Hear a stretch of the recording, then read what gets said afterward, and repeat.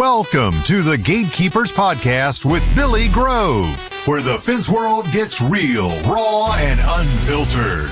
Billy's not just an industry leader, he's a hands-on pro who knows what it takes to build quality fences and strong teams. So grab a cold one, settle in, and get ready for straight talk about the trade. Today's show is brought to you by Mr. Fence Academy, National Metal Industries, J.C. Gurry Signs and Decals, and Orlando Hinge Company. If you're looking to hit the next level in your fence company, check out Mr. Fence Academy.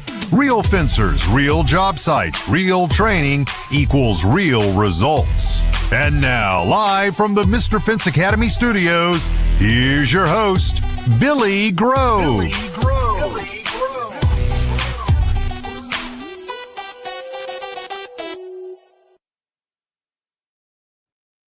What is going on, Fence fam? How's everybody doing on this wonderful Tuesday evening? Hope everybody is doing fabulous. Had a great week since last Tuesday. We have a great show lined up for you tonight. I got Mr. Matthew Chiaradonna. I probably butchered that, but hopefully I'm close on, of JC Fence and Elite Technique CRM. It's going to be a great show. First and foremost, guys, I do have to give a huge shout out to my sponsors who make this thing happen every single week. First and foremost, we got Mr. Fence Academy. If you are looking to up the level of your fence company, whether it be the business side or the installation side, go check out www.mrfenceacademy.com. Next up, we got National Metal Industries. If you guys are like searching for, man, I just completely forgot what I was about to say.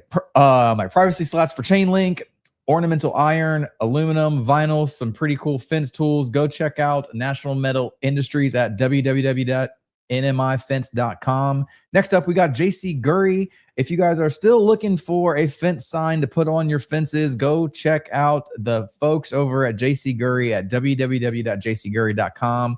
Last but not least, guys, Orlando Hinge Company, aka the Swan Hinge. If you're still struggling with those uphill swing double drive gates, do yourself a favor, go to www.swanhinge.com, check them out, get you a couple sets, because after you use the first one, you're going to want to use them more.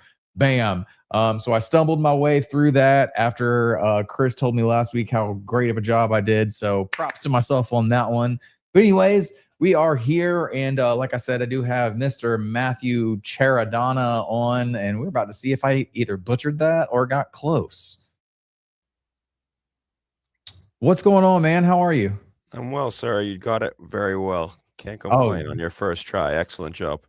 Oh, dude, that's awesome. Normally I butcher last names, so that's great, man. So, how you doing tonight? Excellent, sir. I cannot complain. I'm doing well. Thank you for having me. Absolutely, dude. Absolutely. So, for anybody who's watching who does not know you, have not heard of you, can you give us a little who you are, where you live, all that kind of stuff? Yeah, absolutely. So as you mentioned, I'm Matt Chiaradonna. I am the owner of JC Fence Company and Elite Technique. I grew up just north of the Boston area, spent my whole life around here. That's where my fence company is from. I recently moved up to New Hampshire, so I am a proud resident of New Hampshire at the moment. That's where I started the software company out of the state, but still very much in between Boston and southern New Hampshire. So yeah, it's a little bit about me. That's awesome, man. That's awesome. So stepping into the fence world, you're a third generation fencer, correct? Yeah, that's 100% correct. Grandfather, my dad, and then myself. Yep. So you've been doing this stuff since you were probably in diapers then, huh? 100%. Yeah, I was kind of born into it. Ever since I was little, I was around the shop, packing hardware, sweeping floors, till I was old enough to play with the tools, and been doing it my whole life. Yep. There we go. So what made you want to stick with it? Was it like a choice, or was it just kind of a 18, 20-year-old like, all right, I guess this is what I'm going to do? When I was younger, I always wanted to do it. My dad always told me no, it wouldn't happen. He wasn't going to let me do what he did. What truly got me into it was when I was 14, my dad got in a really bad car accident. He was in a coma for a while, a little over a year before he woke up. My grandfather, who had retired, was out of the business. My dad was not able to do the job. So my grandfather came back out of retirement. I was 14 and kind of knew at that point, like, all right, I got to step up and help this thing not go away. And so I would go every day after school to work, help my grandfather out. Summer vacations were spent every day at the fence company. And I kind of knew pretty quickly by the time I was like 16, 17, there wasn't anybody in my way to tell me no anymore. And I was never leaving, and still here.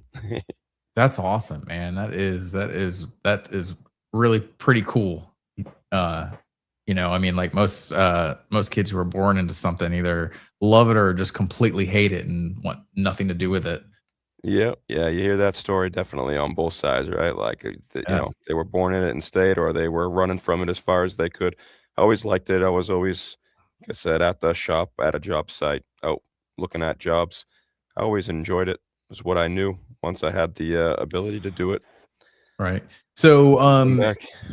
so after your dad came back, did he start giving you or letting loose on the reins over to you right then and there, or was this a very, very slow process for you? No, he never came back. He was comatose, brain damaged. He was in really rough shape. He didn't live much longer after. So my grandfather and I did it together from 14 until 18. I graduated high school, and then 3 years later, I bought the company from my grandfather. I'd saved up for the 7 years, 4 years of high school, 3 years after. When I saved up enough money to buy him out, I bought him out, and I think I was 20 when I bought him, and that was it. He was out, and I ran it from then on. That's impressive, man. That is super impressive. How old are you? I am 40. Okay, okay. So I Yeah. thought we were right about the like same age. That Yeah. is that's extremely impressive, man. So when you did the buyout, h- what was your like crew looking like? Was it like, two crews, multiple crews, or was it just still kind of a smaller operation? Yeah, it was a small operation. We were kind of like shambles. We've we look back at like old profit and losses, and we were doing a little over 2 million in sales in 1999 before my dad got in the accident. And by the time I bought the company, we were down to about 400,000 in sales. So we had shrunk significantly from what happened to him, and until I got the reins back. So we were running between 2 to 3 crews a day.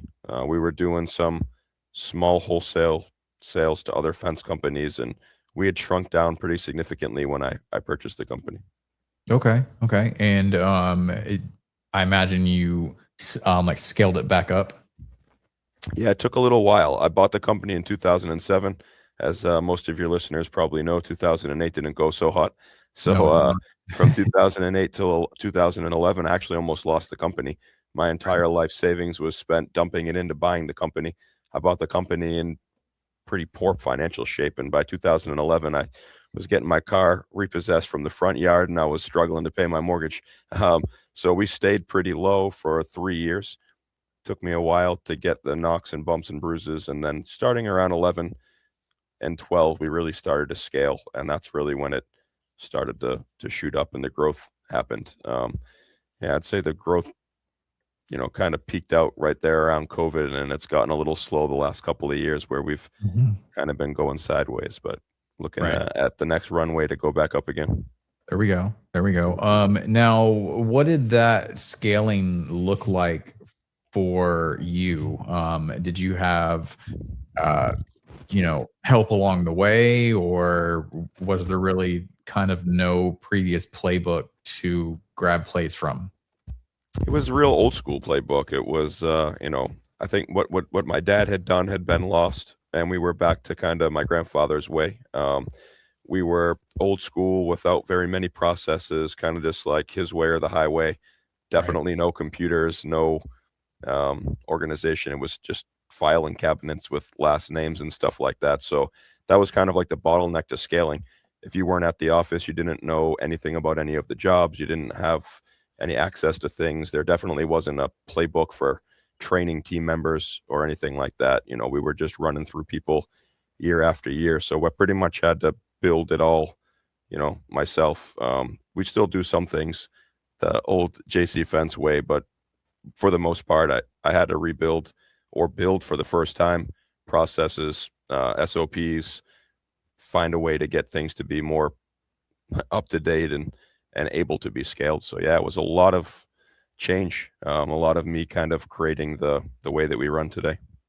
That's awesome, man. That's amazing. And so fast forward to today, what is JC Fence looking like crew wise and sales every year? Yeah, so right now we are running in the heat of our summertime, depending on the year, anywhere between 9 and 12 crews on the day. It's a mix between in-house crews and subcontractors. When we get up into the 12 range, we're usually running 4 or 5 subs. Right. Wintertime for us right now looks like snow plowing. We run 5 snow plowing crews, have some managers and some shovelers and snow blow crews that go out and run. Last couple of years, we've declined from our peaks, but yeah, we're still going. This year, we'll project to run around 7 or 8 crews per day, every day. That's awesome, man. And I assume that you are using your CRM to manage all of these like crews as well, right? Yeah, 100%. Built Elite Technique for myself. That was kind of the idea at first. Like I said, growing, trying to get myself out of a job in the business, right? I bought it. I was doing everything and transitioned into doing sales, and then from sales into the office. But, again, it was like we really needed something that would organize and streamline and make it easier to train new team members as they came in. And so that's why I built Elite Technique. And so Elite Technique's been running my company for 4.5 years. That's cool, man. And you said you built this, right? Like, did you do it on your spare time, or like where did you find the time to like build this? So I'm part of a group. It's called the Entrepreneurs Organization.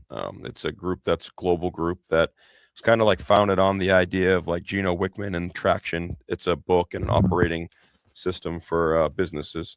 I joined it, and I was kind of on my own, getting things cloud-based, getting things a bit available from wherever I was. Because again, as I was scaling, I couldn't be tied to the office. I couldn't be relying on a drawer with proposals. I needed to be wherever I was and have access to all the data. Right. And I had gotten myself without a software to the point of like one piece of paper left in the company. And I was at that entrepreneurs organization one day, kind of like proud. That's what we do. We share our 5%. So it was like the work good news of the month was that I was down to one piece of paper. I was giving that story to somebody across the table from me that, unbeknownst to me, built software for a job. That's what their company was. That's what got them to the entrepreneurs organization. And when I told him the story, he kind of just like looked me straight in the face and told me it was the most inefficient way that he'd ever heard anybody trying to run a business. And I was like, definitely heartbroken. Like, wow, I thought it was a good idea. And he was like, yeah, man, you had the right idea, but you're not even close. Make a long story short, he's like, let's do a meeting.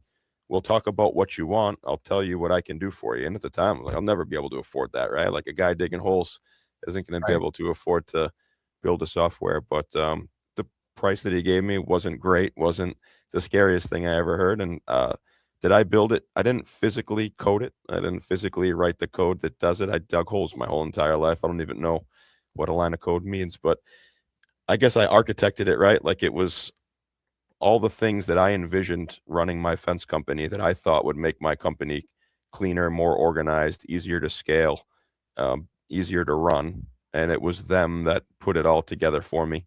And since they did that, I've been reiterating and growing it and making it better and, just trying to work on improving it for everybody since. So yeah, was in my spare time, if you would call it that. But I was running the fence company, and I'd carve out a few hours a day. You put in those 12-hour days, 13-hour days, and you make it work, get it done. Oh man, for a second there, I was gonna be like, dude, you're like almost the most impressive dude I've ever even talked to. If I don't know code, like coded all of this, I'm like, where did you find time to learn? Nope. do that. No, But no time.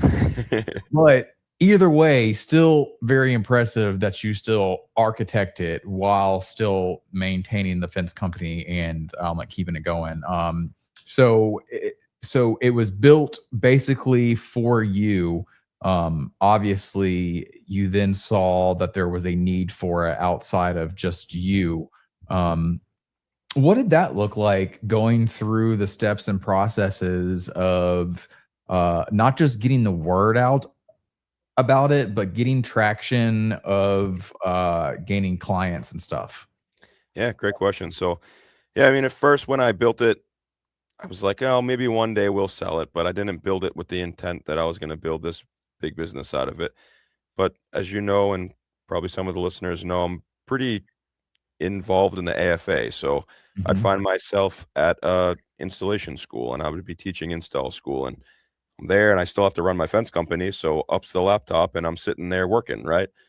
What's that? That's my software that I run my business with. Well, can I get the information on how to get it? Well, yeah, you're talking to me like I Yeah. don't know, right? Like, yeah, well, show me. So I'd show them. Oh, that's awesome, man. I wish I had something like that. And then it's like, well, enough people asked me and enough people saw it that I was like, all right, it's gotta give. So we went and, started selling it. I've never paid money for advertising for it. I've never done a Facebook ad. I've never marketed it at all. It just came from, all right, well, 4 or 5 people got it, and then another 4 or 5 people got it, and 6 of the 8 stuck. And then if somebody asked on Facebook about what was a good software, a couple of them were proud enough of it to say, try Matt and Elite Technique. I'm lucky enough to be really good friends with Dan. You know Dan Wheeler Mhm. from the Fence Industry Podcast, and um, I got him into the software. He started using it. He swore by it. Now he's talking about it all the time. It just was really like an avalanche, right? It was a small Yeah. snowball that started rolling, and then it just kept picking up people. And just like I do with my fence company, like I kind of treat the software the same way. I don't care what time it is. I don't care what day it is. I don't care what holiday it is. If a customer's got an issue, if they've got a need, we want to handle it right away. I appreciate it because I've tried to run my business and had issues. If you get answers quick, you can solve problems quick. And I think that just really stuck. People like that, respect that. And I think they like talking to somebody that knows about fence when they're setting up something that they're not comfortable with. Like I wasn't comfortable setting it up my first year either, but Right. I got there. Now people can come to me that really don't know much about software, but they know about fence and feel comfortable that I can bridge that gap. So yeah, it just really just snowballed, and that's what it looked like. And now we're up to over 70 companies across, I say the country, but really the world. We have Great. companies outside of America too. And it's like, yeah, and we've only been selling the software for 2.5 years, and it's growing. The traction is it's taking foot. That's awesome, man. That's awesome. And I was man, I just lost what I was about to ask you, but it'll come back. But it just see, so I always preach about like getting to these events and networking. And that's what that right there is what it really does for you.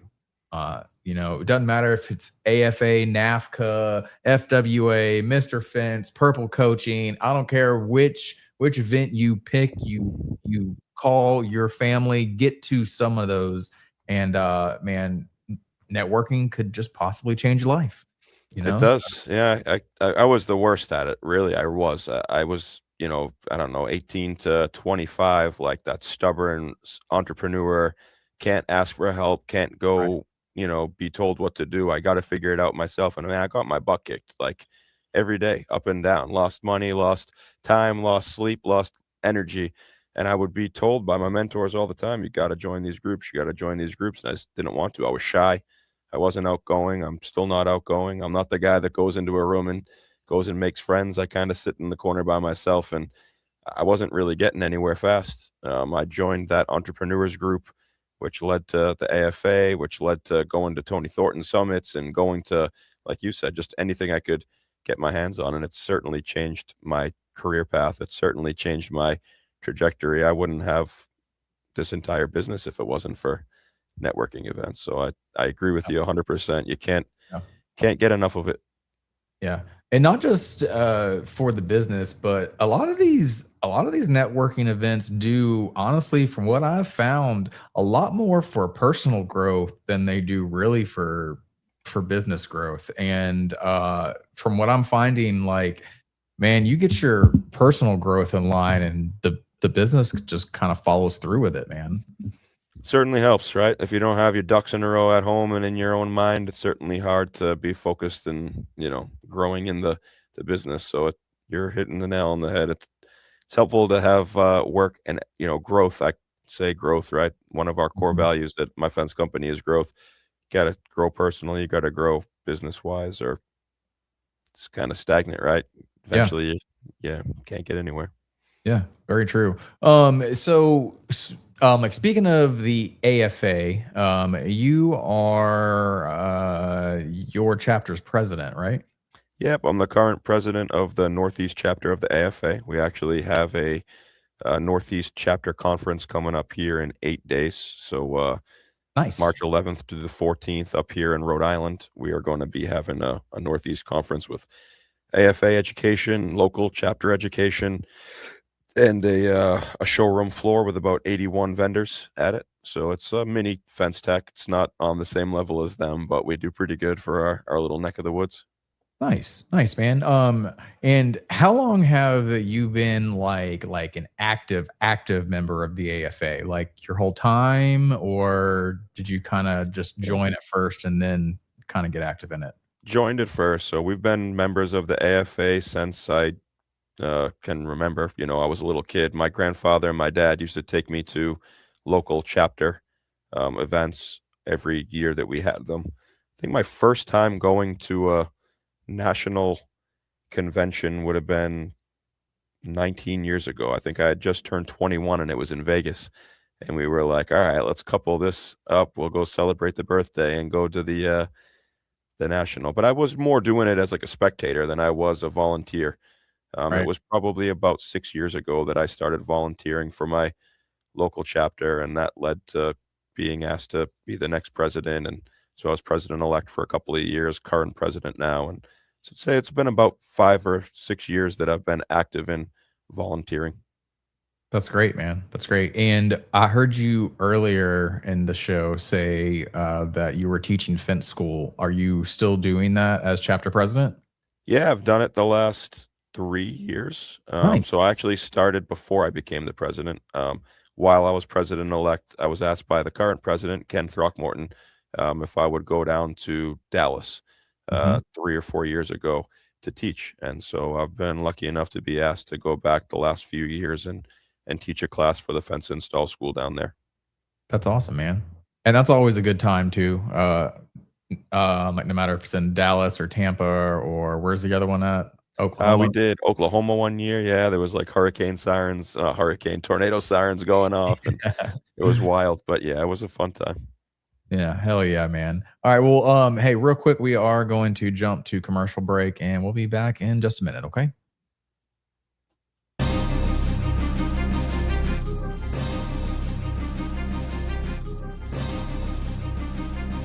National Metal Industries, a family-owned business for 70-plus years, has grown to be recognized for their ability to deliver on not just privacy slats for fence, but all types of fence products. National Metal Industries has all the hardware and tools to get the fence professional in and out of their job with the most ease possible. You can count on National Metal Industries for the most convenient resources in fence products. Visit nmifence.com for more information. As we like to say, you can always pick it right at National.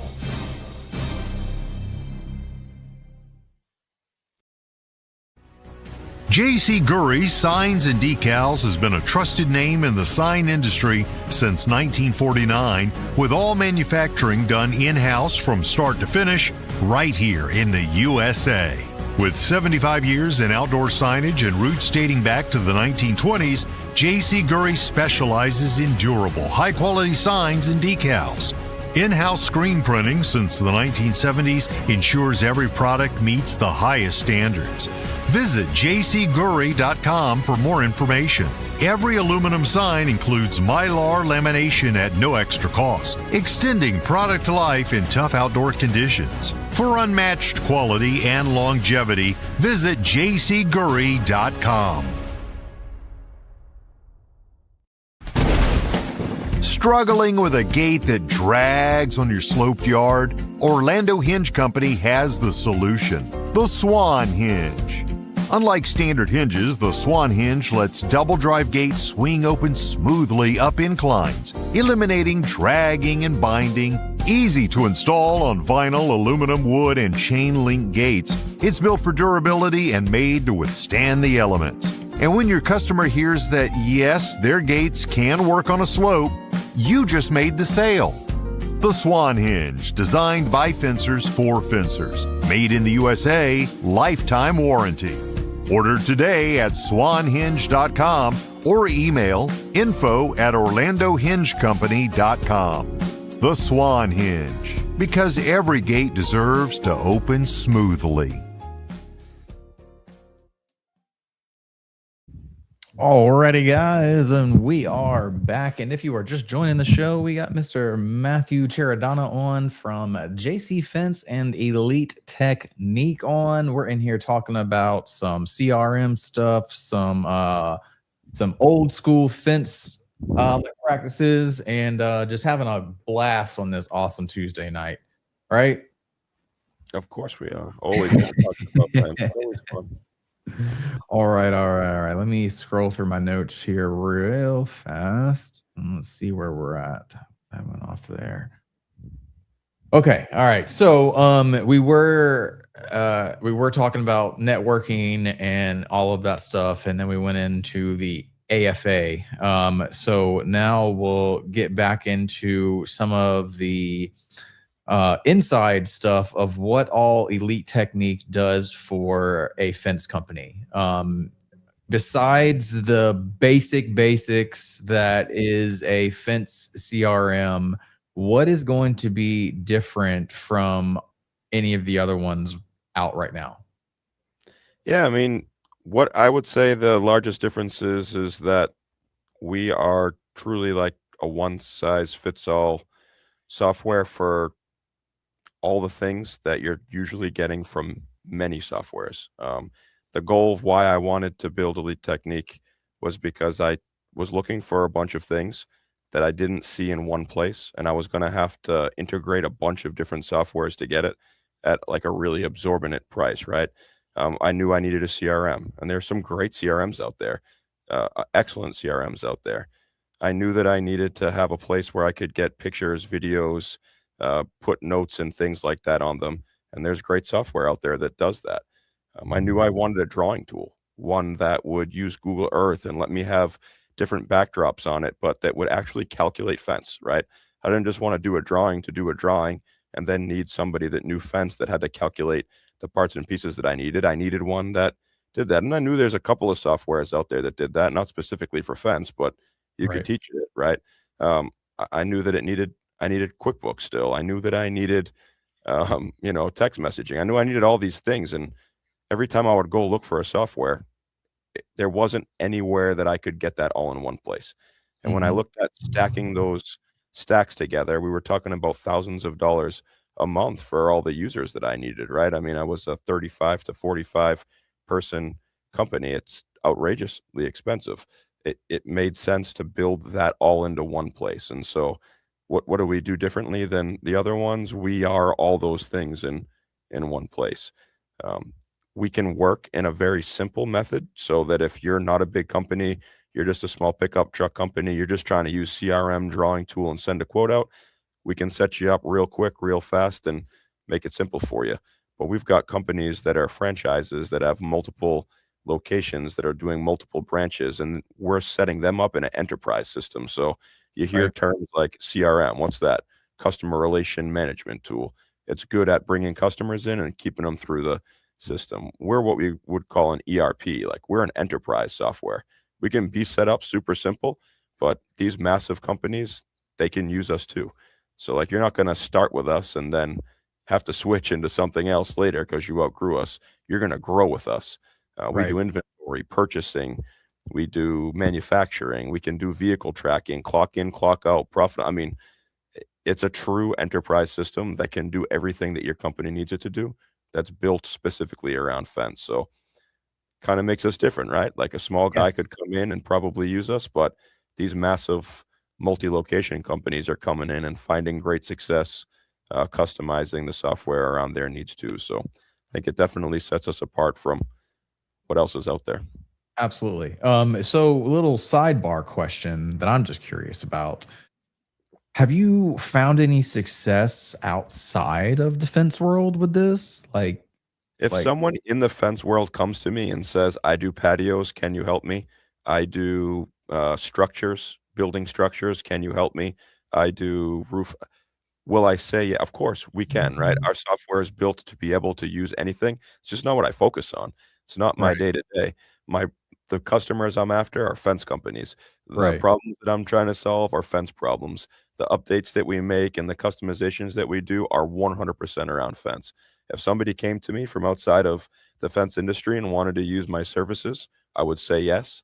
I would help them, and I would do my best to set the system up to work for them. It's just not my core focus. My core focus is and always will be fence. Okay. All right. That is fair enough. Uh Man, I'm just having a hard time keeping my brain on track here tonight. So for the average Joe who isn't extremely computer savvy, what is the onboarding setup look like, are we talking about extremely technical or straight up like right out of high school you can run this? Yeah, it's like super user's choice, right? And we explain that in onboarding. So we do have a couple of instances that you can jump into with like a small amount of training or unlimited training. And it really is, what does the person want to get out of the software? If they're just looking for a place where they can get their contacts in, they can follow their contacts through a sales flow, they can make some appointments and send quotes out, you could probably onboard in a couple of hours. Is it gonna be as powerful as the guy that spent months setting it up? No, but it's gonna work for you. It's gonna be able to do what you need it to do. Digital signature, contracts, invoicing, it's fine, it does that.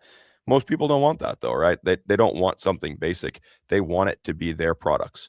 They want their costs on those products. They want to be able to mark those products up their specific price lists. They're going to want a profit and loss jobs because they want that next level. Yeah, it's a little bit more than basic, right? So really, it's like, where do you want to go as a company? If you want to be basic, I'll have you onboarded in 3-4 hours. Um, are you going to have all the robust features that the guy that spent 4 months have? No, but it's going to work for you the way that you want it to. And so it's a super loaded question. People all the time, they're like, how long is it going to take for me to onboard? I'm like, Right. how long do you want it to take? If you want it to Right. take an hour, you can use it in an hour. It's that easy. Like you and I could turn it on. You could be doing quotes in an hour from now and sending them out to your clients. Will they be super robust? No, but they'll get the job done.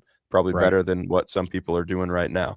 Most people don't want that though. Most people, they see what it offers and they want to put the effort in to get it there. Or maybe not all the way, but they want to get it further than just the basic uses. So let's say your average person is going to be fully onboarded in about 1.5 to 2 months. And that's usually Okay. spending like an hour a week on a call with us and doing some work, off the call in between. Right, right. And that's pretty much your average user though, right? You said Yeah. Yeah, 1 to 2 exactly. months? Yep. I've had some people set up in one call, but they're not trying to use it, crazy, right? Like, well, Right, I do a basic vinyl, I do a basic wood, I do these basic chain links, and I do this basic ornamental. I only want 4 or 5, options of each of those styles. Let's set them up and let's run. And I've literally had some people set up in an hour and they're off using it and I don't hear from them again. But most people, they're more robust than that. They offer 10 to 15 styles of wood, 20 to 25 styles of vinyl. They're offering your basic chain links and maybe a light commercial chain link, and they're doing 30, 40 vinyl panels with a few different colors. that guy who wants it to be a little bit more robust and have all those options and all those costs, they're usually taking that 4 to 6 weeks. Okay. All right. All right. So for we are coming up on time here shortly. But so as we're like scaling off, eh, for those who are kind of on the fence, like so to say, about reaching out or trying it, do you offer like any like trial periods, or is there just like you gotta stick with it?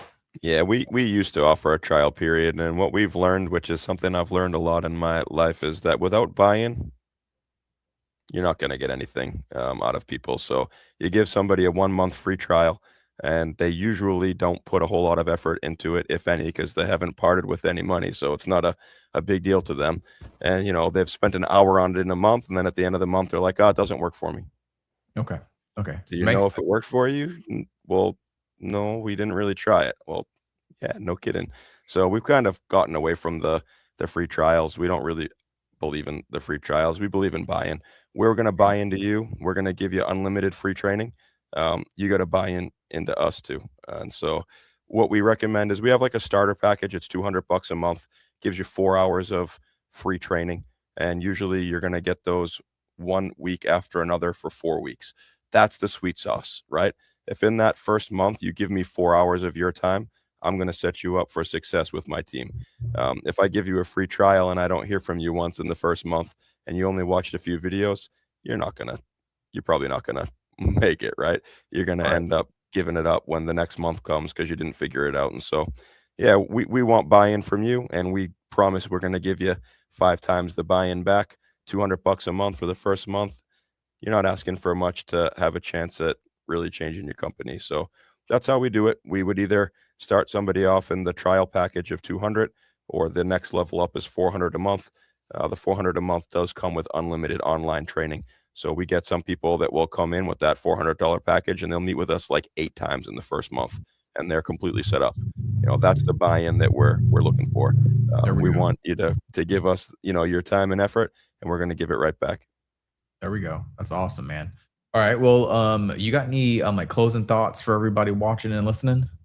No, no, I appreciate you having me on. It was a great to finally get on. I know we met at the academy last year and said we'd Yep. do it, and a year Yep. later, here we are. I'm glad to do it. If you're listening from the Northeast or anywhere up in the region, I just ask you to come over to the fence show, March 11th to the 14th, up in Newport, Rhode Island. But yeah, other than that, I appreciate you. Thank you for having me on.